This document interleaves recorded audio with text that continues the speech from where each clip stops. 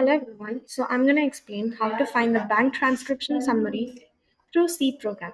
So first, the program is designed to calculate the total amount spent across 10 bank transactions. First, it creates an array which is up to 10 to store 10 transaction amount in a variable sum is equal to 0 to hold the running total.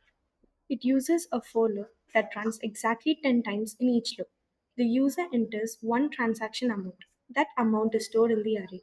It is also added to the sum variable. After all 10 inputs are collected, the loop ends. Finally, the program prints the total amount spent by displaying the value of sum. In simple words, you enter 10 amounts, the program adds them and shows the total. So, this is how we find the total amount for 10 banks through bank transcription summary in C program. Thank you.